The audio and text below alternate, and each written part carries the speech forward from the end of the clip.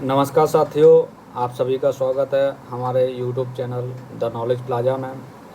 आज एक नई वीडियो के साथ शुरुआत करते हैं और अपनी जो श्रृंखला चल रही है दृष्टि करंट अफेयर्स की, आई दृष्टि मैगजीन की, उसी का अगला भाग आज हम देखेंगे। तो राष्ट्रीय परिदृश्य के अब तक 2 लेक्चर हो चुके हैं। जिन्होंने लेक्चर नहीं देखे हैं वो जाके पिछले लेक्चर्स को देख लीजिएगा। चैनल पे देखोगे आप तो एक प्लेलिस्ट बना दी है आई दृष्टि के नाम से, उसी में सारे लेक्चर्स मिल जाएंगे। तो पहली बार अगर आप आए हैं तो इस चैनल को सब्सक्राइब कर लीजिएगा और वीडियो देखने के बाद अगर पसंद आए तो उसको लाइक कर दीजिएगा, अपने दोस्तों तक शेयर भी कर दीजिएगा। तो शुरू करते हैं। आज पहली खबर है आज के लेक्चर में, एकीकृत पेंशन योजना यानी कि यूनिफाइड पेंशन स्कीम यूपीएस। तो केंद्र सरकार अभी एक नई योजना लेके आई है, यूनिफाइड पेंशन स्कीम। आपने सुना होगा कि इलेक्शन के दौरान भी और वैसे भी अलग अलग राज्यों में प्रदर्शन होते रहते हैं, सरकारी कर्मचारी करते रहते हैं कि ओपीएस को वापस लाया जाए। तो ओपीएस तो नहीं, लेकिन एनपीएस और ओपीएस दोनों का एक हाइब्रिड वर्जन कह सकते हो इसको, बीच का रास्ता सरकार ने निकाला है और यूपीएस एक पेंशन स्कीम नई उसको लॉन्च किया है। इसमें इसकी विशेषता देख लेते हैं। पहले तो ये 1 अप्रैल 2025 से लागू होगी और सरकारी कर्मचारियों को इनकम सिक्योरिटी प्रदान करने के लिए यूपीएस स्कीम लाई गई है। इससे 23 लाख कर्मचारियों को लाभ होगा और केंद्र सरकार के जो कर्मचारी हैं उन्हें वन टाइम में एनपीएस से यूपीएस में स्विच करने का ऑप्शन रहेगा। साथ ही साथ राज्य भी अपने यहाँ लागू करना चाहें तो इसको लागू कर सकते हैं। तो इसी को देखते हुए 25 अगस्त 2024 को महाराष्ट्र ने अपने यहाँ सबसे पहले इस स्कीम को मंजूरी प्रदान की है, यानी कि महाराष्ट्र पहला राज्य बन गया है जिसने इसको अपने यहाँ लागू करने की मंजूरी दी है। इसकी विशेषताओं में देखा जाए तो विशेषताएं, पहली विशेषता इसकी है कि सुनिश्चित पेंशन यानी अश्योर्ड पेंशन मिलेगी। इसमें क्या रहेगा कि सेवानिवृत्ति से पहले के जो 12 महीने का मूल वेतन होगा उसका एवरेज निकाला जाएगा और उसके 50% के बराबर जो भी इनकम बनेगी या जो भी आय बनेगी वो पेंशन के रूप में निश्चित कर दी जाएगी। लेकिन इसमें एक चीज़ है, इसके लिए कम से कम आप 25 वर्षों तक सेवा में रहे हों तभी इसका लाभ मिलेगा सुनिश्चित पेंशन का। अगर इससे कम रहे हैं तो उसी अनुपात के रूप में आपकी पेंशन कम हो जाएगी। यूपीएस के लिए पात्रता में न्यूनतम 10 वर्षों तक सेवा में रहना है, उस तभी आप पात्र होंगे यूपीएस के। अगला इसकी विशेषता ये है कि सुनिश्चित जो पारिवारिक पेंशन है, अश्योर्ड फैमिली पेंशन, उसका प्रावधान किया गया है। यानी कि किसी कर्मचारी को पेंशन मिल रही है और उसका निधन हो जाता है तो पेंशन जो उस समय उसको मिल रही है उसका 60% के बराबर उसकी फैमिली को पेंशन मिलेगी। यहाँ पे क्वेश्चन बन सकता है, जैसे पीसीएस पूछ लेता है तो उसमें ये यहाँ पे गड़बड़ कर सकते हैं, जैसे 60% की जगह पे वो 50% दे देगा या 40% दे दिया किसी कथन में, तो वहाँ पे गलती आप कर सकते हैं। इसलिए इस चीज़ को ध्यान रखिएगा। जहाँ भी क्यू बना हुआ है वहाँ से क्वेश्चन बन सकता है, जैसे कि ऊपर क्यू यहाँ पे बना हुआ है तो मैंने उसी हिसाब से इसमें मार्क कर दिया है, यहाँ से प्रश्न बन सकता है। तो न्यूनतम 10 वर्षों तक सेवा प्रदान करने वाले कर्मचारी ही यूपीएस के पात्र होंगे। अगला इसमें है सुनिश्चित न्यूनतम पेंशन, यानी कि 10 वर्ष न्यूनतम आप सेवा करते हैं तो सेवानिवृत्ति पर आपको 10,000 रुपये प्रति माह की सुनिश्चित न्यूनतम पेंशन प्रदान की जाएगी। साथ ही साथ में इसमें इन्फ्लेशन इंडेक्सेशन का भी प्रावधान है। इन्फ्लेशन इंडेक्सेशन का मतलब होता है कि महंगाई के साथ जैसे जैसे महंगाई बढ़ेगी उसके उसी रेशियो में आपकी पेंशन में भी वृद्धि हो जाएगी। तो ये प्रावधान किया गया है। इसके अलावा सेवानिवृत्ति पर कर्मचारी को ग्रेच्युटी और लमसम अमाउंट की पात्रता भी मिलेगी, यानी कि आप जब रिटायर होंगे तो उस समय ग्रेच्युटी जो अभी एनपीएस में भी ओपीएस शायद ओपीएस में भी था ये प्रावधान, तो वो प्रावधान इसमें भी रहेगा, ग्रेच्युटी और लमसम अमाउंट के लिए पात्रता। और योगदान की बात की जाए तो योगदान कर्मचारी को करना रहेगा अपना मूल वेतन और महंगाई भत्ता का 10% जो है उसको योगदान करना रहेगा। और सरकार कितना करेगी, इसमें सरकार योगदान 18.5% करेगी, यानी 18.5% सरकार का योगदान रहेगा, बाकी 10% आप अपने मूल वेतन और महंगाई भत्ता को मिला के आप योगदान करेंगे। अच्छा, एक चीज़ और है यहाँ पे, राष्ट्रीय पेंशन प्रणाली जो थी यानी नेशनल पेंशन सिस्टम जो था वो कब आया था, यानी कब लागू किया गया था, तो वो 1 जनवरी 2004 से एनपीएस भारत में लागू था 2004। तो अब जो लोग पहले से एनपीएस का लाभ ले रहे हैं तो वो चाहें तो स्विच कर सकते हैं और उसी का लाभ लेना चाहें तो उसी को ले सकते हैं, लेकिन जो अब आगे आने वाले लोग हैं उनको सबको यूपीएस के तहत पेंशन मिलेगी। अगला देखते हैं, यहाँ एनपीएस वात्सल्य योजना जो है वो बजट में भी इसका हमारे वित्त मंत्री जी ने इसकी घोषणा की थी कि अल्पवयस्क जो 18 साल से कम उम्र के हैं उनको एक नई पेंशन योजना जो है एनपीएस वात्सल्य का लाभ प्रदान करने की बात कही गई थी। तो ये क्या है, ये अंशदान आधारित पेंशन योजना है, इसमें कंट्रीब्यूटरी पेंशन स्कीम है। इसमें 18 वर्ष से कम उम्र के सभी अवयस्क नागरिक इस योजना का लाभ ले सकते हैं। और इसमें क्या रहेगा कि जो भी इस योजना का लाभ लेना चाहता है उसके अभिभावक या माता पिता न्यूनतम 1000 रुपये का योगदान करेंगे और अधिकतम योगदान की कोई सीमा नहीं रखी गई है।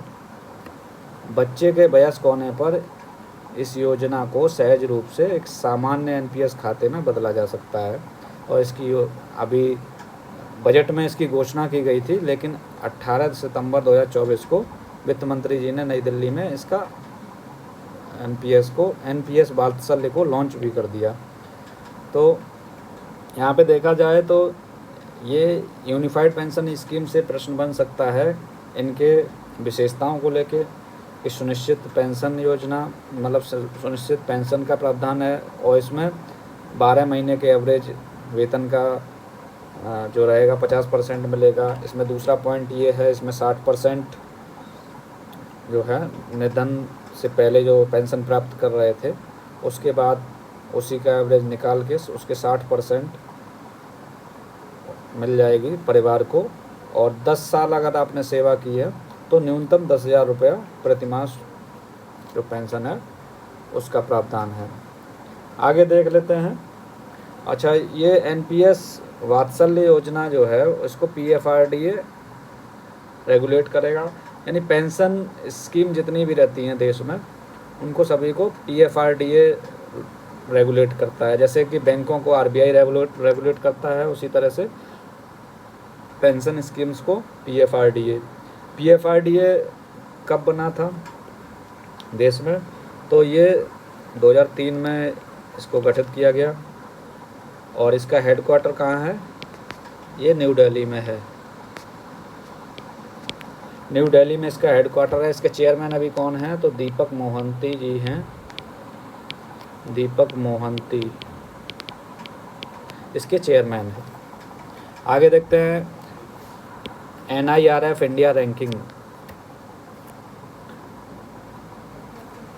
NIRF इंडिया रैंकिंग्स 2024 केंद्रीय शिक्षा मंत्रालय के अंतर्गत नेशनल इंस्टीट्यूशनल रैंकिंग फ्रेमवर्क 2015 में इसकी शुरुआत की गई थी। इसका काम क्या है, ये उच्च शिक्षा संस्थान जो देश के हैं उनको रैंकिंग प्रदान करता है और इनका पहला संस्करण जो है 2016 में जारी किया गया था। अभी क्या हुआ है हाल में, अगस्त 2024 में केंद्रीय शिक्षा मंत्री धर्मेंद्र प्रधान ने NIRF का इंडिया रैंकिंग 2024 को जारी किया है और इसमें उच्च शिक्षक संस्थान जो हैं उनको रैंकिंग प्रदान की गई है। ये 9वां संस्करण है। इसमें 8 श्रेणियों के अंतर्गत रैंकिंग जारी की गई है, जिसमें समग्र श्रेणी है, कॉलेज श्रेणी है, विश्वविद्यालय श्रेणी, अनुसंधान संस्थान, नवाचार श्रेणी और 3 नई श्रेणी भी जोड़ी गई हैं। इसमें राज्य सार्वजनिक विश्वविद्यालय, मुक्त विश्वविद्यालय और कौशल विश्वविद्यालय, ये नई श्रेणी जोड़ी गई हैं 3, जिनको 2024 में पहली बार इंडिया रैंकिंग में शामिल किया गया है। और इसके अलावा जो 8 श्रेणी हैं उसके अतिरिक्त 8 विषयों में भी रैंक प्रदान की जाती है। इस साल लगातार 6वें वर्ष IIT मद्रास को पहला स्थान प्राप्त हुआ है और IIT मद्रास को ही इंजीनियरिंग श्रेणी में भी लगातार 9वें साल पहला स्थान मिला है। विश्वविद्यालय श्रेणी में IISc बेंगलुरु यानी भारतीय विज्ञान संस्थान बेंगलुरु को लगातार 9वें वर्ष प्रथम स्थान प्राप्त हुआ है। इसके अलावा अनुसंधान श्रेणी में भी IISc बेंगलुरु को प्रथम स्थान प्राप्त हुआ है। अब देख लेते हैं ओवरऑल श्रेणी में शीर्ष स्थान 5 कौन हैं। तो पहले पे आपने देख लिया IIT मद्रास, दूसरे स्थान पे IISc बेंगलुरु यानी भारतीय विज्ञान संस्थान बेंगलुरु और तीसरे स्थान पर IIT बॉम्बे और चौथे स्थान पे IIT दिल्ली और 5वां स्थान उत्तर प्रदेश का संस्थान जो है IIT कानपुर को मिला है। ये चीज़ आप ध्यान रखना, इससे क्वेश्चन बन सकता है कि उत्तर प्रदेश का कौन सा संस्थान इंडिया रैंकिंग्स में शीर्ष पर है उत्तर प्रदेश में, तो वो 5वां रैंक के साथ में IIT कानपुर है। इसमें नीचे दिए गए हैं और भी, तो इनको देख लेते हैं उत्तर प्रदेश के संस्थानों की स्थिति क्या है इंडिया रैंकिंग्स में। तो यहाँ IIT कानपुर को 5वां स्थान 5वां रैंक मिला है, बनारस हिंदू विश्वविद्यालय को 11वां रैंक मिला है और 16वां रैंक AMU को मिला है। अच्छा, AMU से एक चीज़ बताइए कि AMU की हाल ही में पहली महिला कुलपति बनी हैं, उनका नाम क्या है? तो नईमा खातून जो है, नईमा खातून पहली महिला VC वाइस चांसलर नियुक्त हुई हैं अलीगढ़ मुस्लिम विश्वविद्यालय की।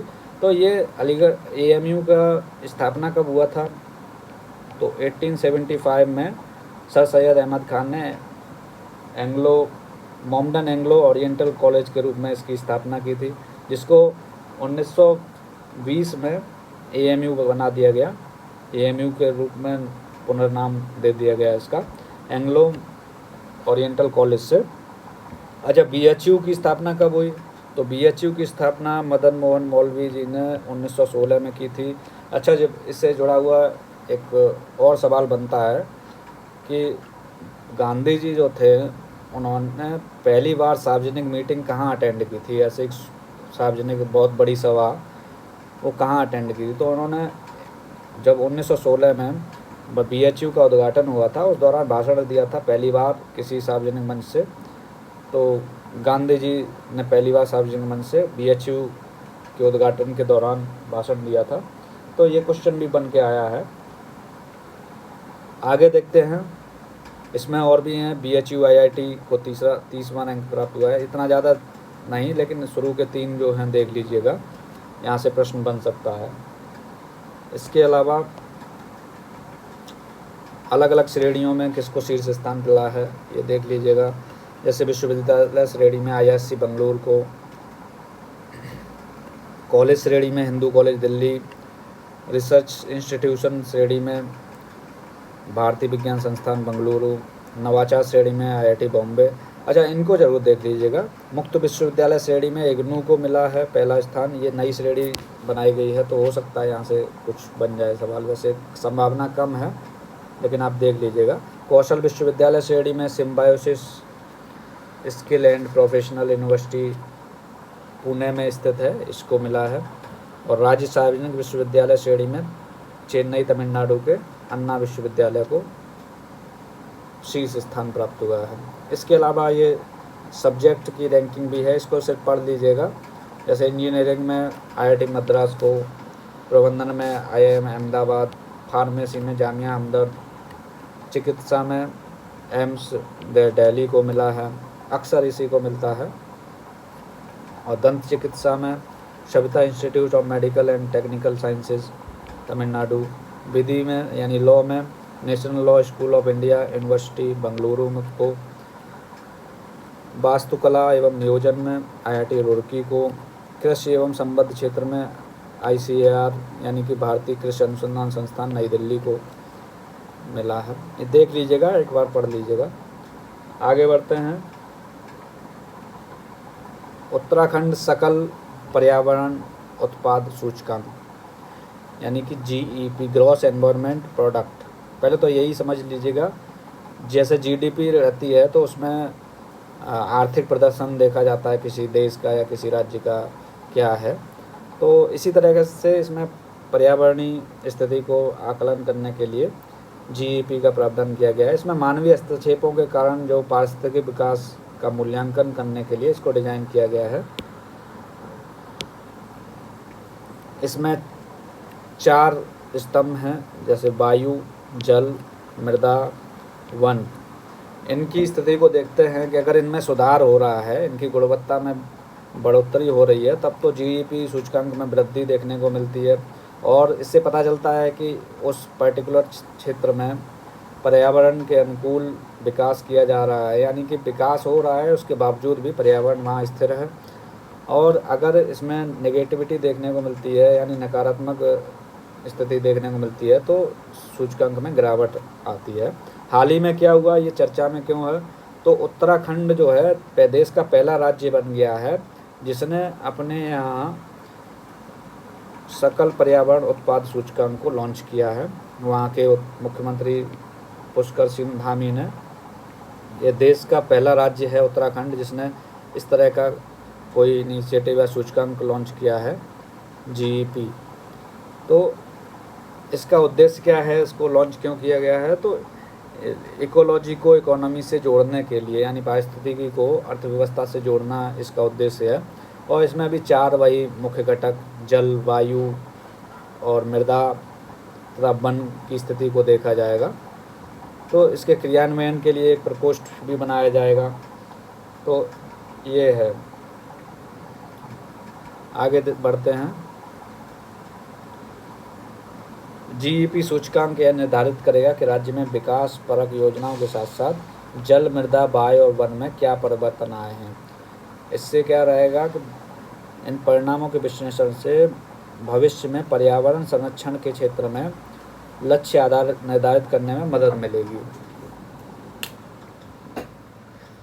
अगला देखते हैं SDG इंडिया इंडेक्स 2023-24।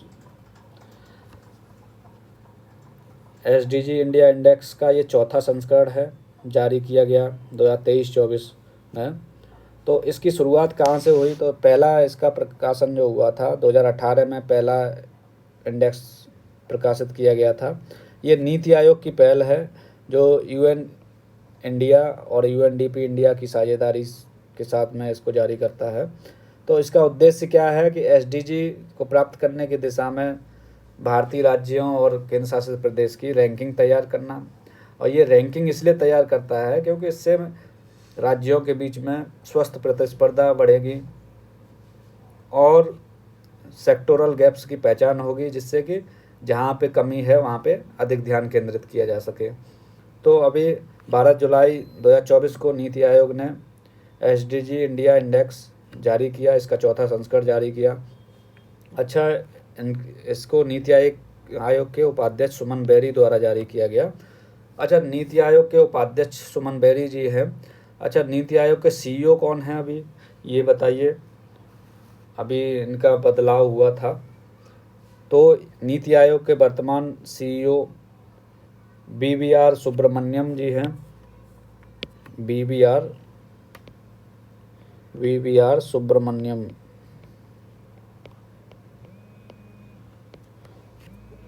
ये अभी वर्तमान में इसके CEO हैं। और अध्यक्ष, नीति आयोग का अध्यक्ष कौन होता है? तो इसके अध्यक्ष रहते हैं प्रधानमंत्री। तो वर्तमान में प्रधानमंत्री नरेंद्र मोदी जी नीति आयोग के अध्यक्ष हैं। इसके अलावा प्रधानमंत्री अन्य महत्वपूर्ण संस्थानों के भी पदेन अध्यक्ष रहते हैं, जैसे कि NDMA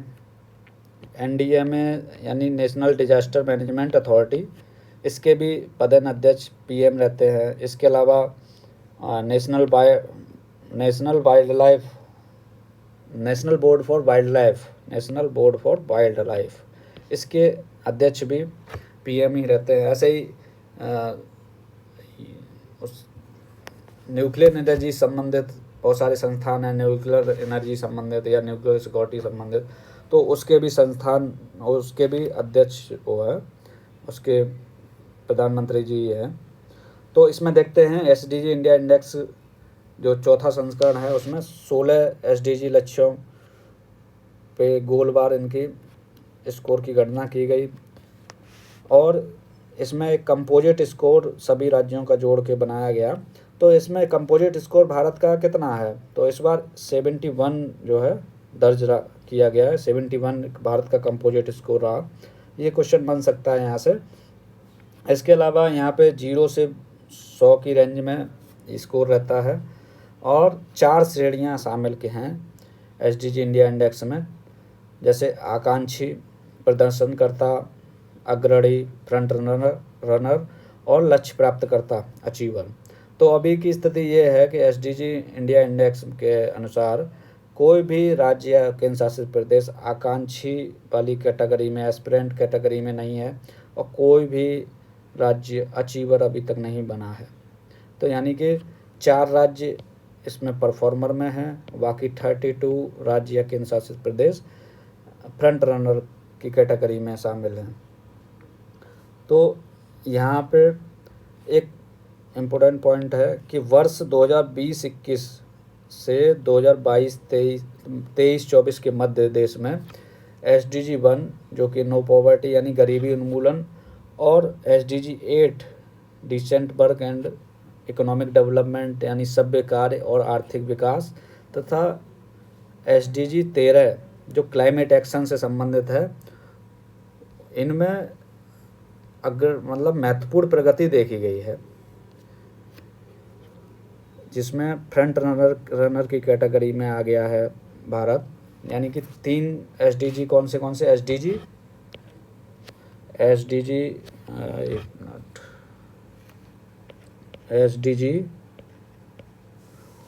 8, SDG 13 और SDG 1, इन 3 में भारत फ्रंट रनर की कैटेगरी में आ गया है। तो अगला पॉइंट है, सभी राज्यों में क्या है, सुधार देखा गया है, और कुल 32 राज्य या केंद्र शासित प्रदेश अग्रणी की श्रेणी में स्थित है। इसके अलावा सर्वाधिक सुधार दर्ज करने वाले राज्यों के बारे में भी दिया गया है। 2018 से लेकर अभी वर्तमान 2023-24 के मध्य में सबसे ज़्यादा सुधार करने वाला राज्य उत्तर प्रदेश है। ये इम्पोर्टेंट फैक्ट बन जाता है, क्योंकि इसने 25 अपने स्कोर में 25 अंकों का सुधार किया है। और इसके दूसरे नंबर पर जम्मू कश्मीर है, जिसने 21 अंकों का सुधार किया है। तीसरे स्थान पर उत्तराखंड है, चौथे स्थान पर सिक्किम है, 5वें स्थान पर हरियाणा है। ये सुधार करने वाले टॉप 5 राज्य हैं जिन्होंने सर्वाधिक सुधार किया है। अगला है SDG इंडिया इंडेक्स 2023-24 में शीर्ष स्थान किसने प्राप्त किया है? तो शीर्ष स्थान पे जॉइंट रूप से केरल और उत्तराखंड ने प्राप्त किया है। इनका स्कोर समान है 79, यानी 79 स्कोर के साथ में शीर्ष पर केरल और उत्तराखंड स्थित है।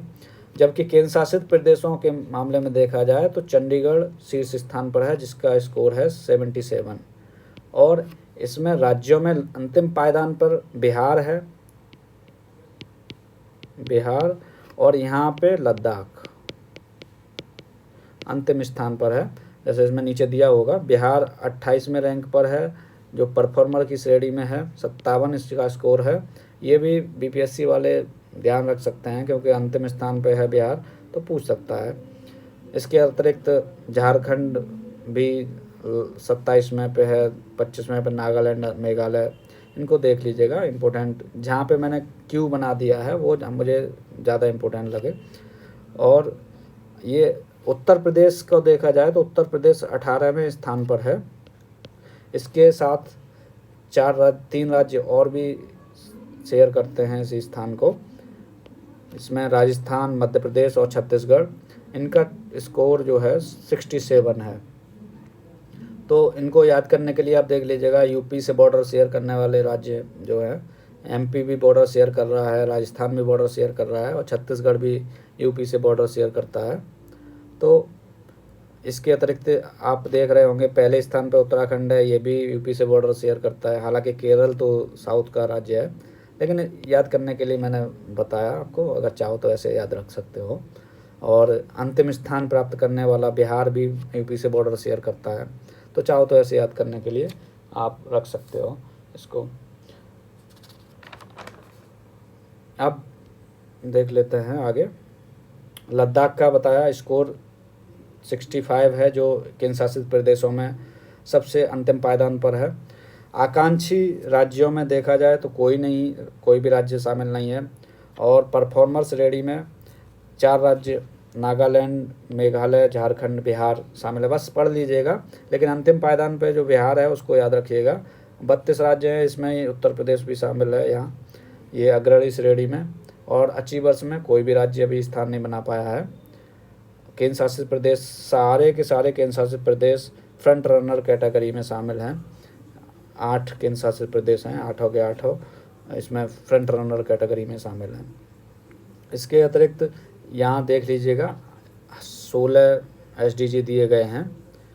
इनमें शीर्ष स्थान पर कौन कौन है, जैसे कि एसडीजी 1 के मामले में तमिलनाडु, दादरा नगर हवेली और दमन दीव ये हैं। इस तरह से पढ़ लीजिएगा इसके एक बार। और महत्वपूर्ण ये बन जाता है कि यहाँ से प्रश्न काफ़ी बनते हैं, यूपीपीसीएस काफ़ी प्रश्न पूछता है नंबरिंग के हिसाब से कि एसडीजी 1 में क्या है, कौन सा विषय दिया हुआ है, एसडीजी 2 में कौन सा विषय है। तो ऐसे करके एसडीजी 1 में गरीबी उन्मूलन, 2 में भूखमरी की समाप्ति, 3 में अच्छा स्वास्थ्य और कल्याण, इसको पढ़ लीजिएगा। तो इसमें 16 दिए गए हैं। 17वां हम आपको बता देते हैं। 17वां जो है एसडीजी प्राप्त करने के लिए वैश्विक साझेदारी के महत्व पर जोर देता है। तो इसको आप ऐसे देख सकते हैं कि एसडीजी लक्ष्य प्राप्त करने के लिए वैश्विक साझेदारी, ये 17वां गोल है। अगली खबर देखते हैं, संविधान हत्या दिवस। तो इसको हाल ही में केंद्र सरकार ने एक गृह मंत्रालय नोटिफिकेशन निकाल के 26 जून को संविधान हत्या दिवस के रूप में घोषित किया। दरअसल हुआ क्या था कि पूरे चुनाव के दौरान भी और भी विपक्ष सरकार पे संविधान की ख़त्म करने का एलिगेशन लगाता रहता था, तो उसी को लेके इन्होंने तोड़ निकाला। हालांकि औपचारिक रूप से इन्होंने बताया है कि इन्होंने किया है ऐसा कि जो उस दौरान आपातकाल की अवधि के दौरान जो सत्ता के घोर दुरुपयोग का सामना और संघर्ष करने वाले सभी लोगों को श्रद्धांजलि देने के लिए ये संविधान हत्या दिवस घोषित किया गया है। आप कह सकते हो।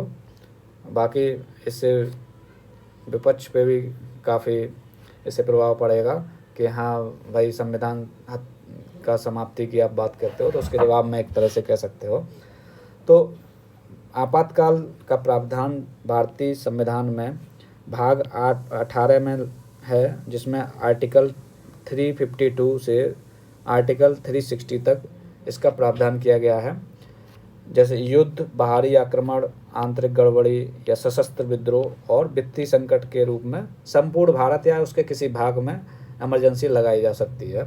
तो अब तक देश में 3 बार ऐसा हुआ है कि आपातकाल लगाया गया है। पहली बार तब लगाया गया जब भारत चीन युद्ध हुआ था, तो 1962 में लगा था, जो 1968 में हटा। और दूसरी बार भारत पाकिस्तान युद्ध जो बांग्लादेश में जब बना था 1971 में, तो उस दौरान लगा था। और उसके बाद में जो है 25 जून 1975 को इंदिरा गांधी जी ने आंतरिक अशांति को आधार बनाते हुए आपातकाल की घोषणा की थी, और जिसे मार्च 1977 में समाप्त किया गया था। तो इस दौरान बहुत सारे ऐसी घटनाएं सामने आई जहाँ पे लगा कि सरकार जो है सत्ता का दुरुपयोग कर रही है। तो अभी क्या हुआ है कि 25 जून को संविधान हत्या दिवस के रूप में मनाने का निर्णय लिया गया है, और इसमें बताया गया है, जो सूचना जारी है इसमें, तत्कालीन केंद्र सरकार द्वारा सत्ता का घोर दुरुपयोग किया गया था आपातकाल के दौरान। और ये भी कहा गया है कि भारत के लोकतंत्र की आत्मा का गला घोटा गया, लाखों लोगों को अकारण जेल में डाल दिया गया। इससे पहले भी क्या हुआ था, 26 जून 2024 को हमारे जो लोकसभा के अध्यक्ष हैं उन्होंने निंदा प्रस्ताव पेश किया था, और इस दौरान 2 मिनट का मौन रखा गया था संसद में, और उन्होंने कहा था, ओम बिरला जी ने बताया था कि आपातकाल को काला अध्याय बताया था, और तत्कालीन प्रधानमंत्री इंदिरा गांधी जी की कमिटेड ब्यूरोक्रेसी और कमिटेड जुडिशरी की धारणा को लोकतंत्र विरोधी रवैया करार दिया। तो ये है इसमें महत्वपूर्ण, आप ये देख लेना कि आपातकाल का संविधान में आपात प्रावधान क्या है, कौन से भाग में आता है, कौन से अनुच्छेद में आता है। और इस खबर से तो आप यही देख सकते हो, 25 जून एक जो डेट है उसको देख लीजिएगा। 25 जून को संविधान हत्या दिवस मनाया जाएगा। हाँ, तो सारा डिस्कस कर लिया। इसके बाद में एक हैदराबाद मुक्ति दिवस, यानी 17 सितंबर को प्रतिवर्ष हैदराबाद मुक्ति दिवस मनाने की घोषणा की गई है। तो इसमें क्या हुआ था, इस दिन 17 सितंबर 1948 को ऑपरेशन पोलो के माध्यम से हैदराबाद को स्वतंत्र कराया गया था। यानी कि जब भारत का बंटवारा हुआ तो उसके बाद में रियासतों को कहा गया कि या तो आप पाकिस्तान में मिल जाइए या फिर भारत में रहिए, आप स्वतंत्र रूप से नहीं रह सकते। तो बाकी जो रियासतें थी उन्होंने तो अपना डिसीजन ले लिया, कुछ पाकिस्तान के साथ मिल गए, कुछ भारत के साथ में। लेकिन जो 3 रियासतें थीं, पहली थी जूनागढ़, दूसरी थी जम्मू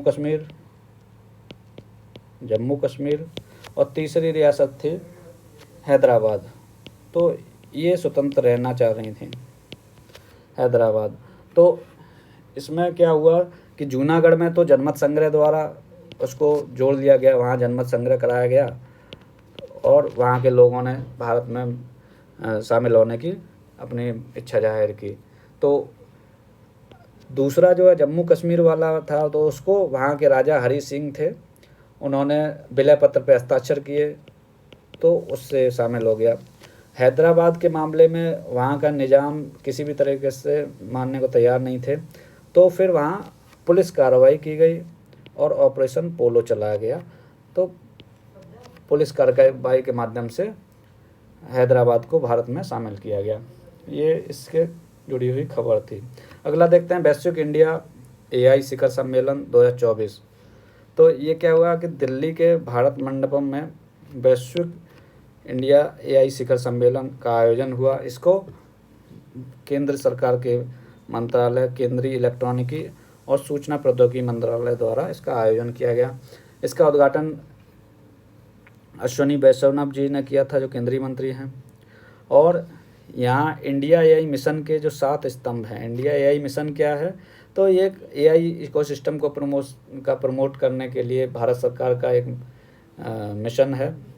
तो उसके 7 पिलर पे यहाँ डिस्कशन हुआ, जैसे कंप्यूटर क्षमता, आधारभूत model, data set, application development, future skills, startup वित्त पोषण, और एआई सेफ यानी सुरक्षित एआई। तो इस पे यहाँ डिस्कशन हुआ। साथ ही साथ में इस शिखर सम्मेलन के दौरान क्या हुआ कि OECD और GPAI यानी कि global partnership on AI intelligence ने एआई पर एक नई एकीकृत साझेदारी की घोषणा की। अच्छा, OECD क्या है? Organisation for economic cooperation and development. तो ये एक संस्थान है, मतलब एक संगठन कह सकते हो, इकोनॉमिक ऑर्गेनाइजेशन है जो कई देशों से, यानी 38 देश इसमें शामिल हैं, 38 देश शामिल हैं, जिसका स्थापना 1961 में हुआ था। और भारत इसका सदस्य है क्या? भारत इसका सदस्य नहीं है, OECD में भारत शामिल नहीं है, लेकिन क्या है कि भारत इसके कार्यक्रमों में भाग लेता रहता है। तो इसी हिसाब से, और GPAI क्या है? तो GPAI एक बहुत हितधारक पहल है। इसको जून 2020 में लॉन्च किया गया था। भारत इसके संस्थापक सदस्यों में शामिल है और फिलहाल वर्तमान में अभी 2024 में भारत इसका अध्यक्ष भी है। तो इसलिए ये इम्पोर्टेंट हो जाता है। तो इसके अतिरिक्त AI प्रशंसा दिवस प्रतिवर्ष 16 जुलाई को मनाने का, ये मतलब AI एप्रिसिएशन डे 16 जुलाई को मनाया जाएगा, ऐसी अभी घोषणा हुई है। तो इसके अलावा AI पर एक ऐतिहासिक प्रस्ताव पारित हुआ है, जो पहली बार है कि UN महासभा ने किसी उभरते हुए क्षेत्र को विनियमित करने के लिए कृषि प्रस्ताव को अंगीकृत किया है। यानी जो अमेरिका, USA एक प्रस्ताव लाया था जिसमें 123 देशों का सपोर्ट था, और तो इसको सर्वसम्मति से UN जनरल असेंबली में पारित कर लिया गया। तो ये सारे जो प्रावधान हैं वो आर्टिफिशियल इंटेलिजेंस को बढ़ावा देने के लिए ये सारे प्रावधान हैं। तो आज की क्लास यहीं तक है। आप सभी को अगर पसंद आई हो तो इसको लाइक कीजिएगा और चैनल को सब्सक्राइब कीजिएगा। और अगर आपके मित्र भी तैयारी कर रहे हों UPPCS की या RO की या BPSC की या कोई भी ऐसी परीक्षा जिसमें करंट अफेयर्स पूछा जाता है, तो उनको शेयर भी कीजिएगा। तो आपका अंत तक साथ बने रहने के लिए बहुत बहुत धन्यवाद। नमस्कार।